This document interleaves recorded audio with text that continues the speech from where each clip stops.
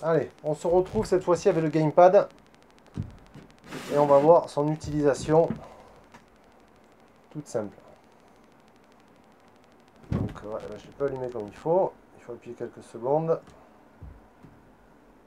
Et normalement on voit ici un petit témoin bleu qui vient de dire je viens de démarrer.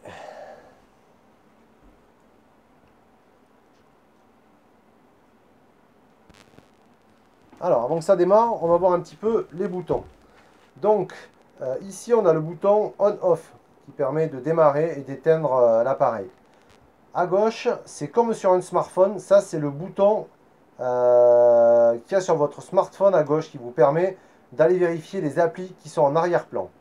Ici, on a le bouton qui permet de configurer l'emplacement des touches du gamepad. Ici, on a le bouton qui est censé se trouver sur la droite de votre appareil qui permet de revenir en arrière. Et ici, on a le bouton qui est censé être au centre de votre appareil Android qui est le bouton Home. Une fois que votre appareil a démarré, il suffit d'aller dans App. Pour le rig, les deux applications que nous allons utiliser, c'est la Zhiyun Assistant et Plug and Play. Plug and Play est l'application qui va nous permettre de pouvoir afficher le retour vidéo qui se trouve au centre de la Steadicam des caméras GoPro. L'application Zhiyun Assistant va nous permettre, elle, de pouvoir prendre le contrôle sur la gimbal.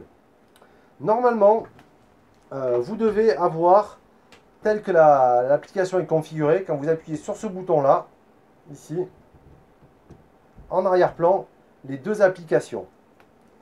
Donc, pour les basculer, il suffit de la mener une à gauche. Je l'ai mal fait, donc je rappuie. J'appuie 3 secondes et il me demande de la mettre à gauche.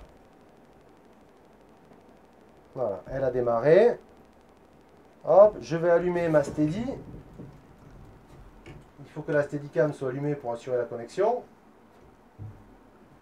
Donc, ma Steadicam, bon, on ne la voit pas à l'écran, mais elle est allumée. J'ai le voyant bleu de la Steady qui clignote, ça veut dire que le Wi-Fi est allumé. Je vais en haut à gauche sur connexion. Le voyant rouge qui est au milieu est allumé, ce qui veut dire qu'il est en mode recherche Bluetooth. Je sélectionne ma Steady, Connecting, et voilà. Et là, j'ai toutes les informations concernant la Steadicam.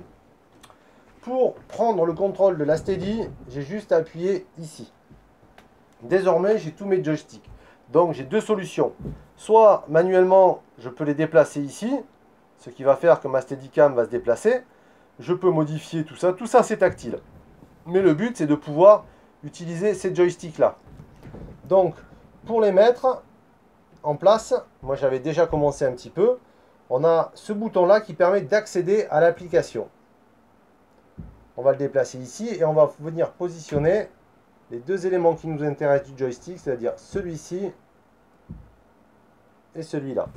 Une fois qu'ils sont positionnés correctement sur les deux flèches, donc là tout est positionné, on fait Save. Et normalement, ça ne marche pas. Donc ce qu'il faut faire, parce que tout à l'heure je les ai bougés en amont, c'est Clear. Là, j'ai tout nettoyé et remis à zéro. Donc ce qui veut dire que désormais, j'ai plus qu'à prendre tous mes éléments et à les placer où je veux. C'est-à-dire mon joystick, c'est-à-dire celui-ci là, et ces petites flèches là. Ces boutons là, L1, R2, je les mets dans des endroits qui ne vont pas me gêner, parce que si j'appuie dessus inopinément, ça risque de poser des petits soucis techniques. Et celui-là, bon, on ne va pas y toucher pour l'instant, on va les laisser là. Et là, je fais Save.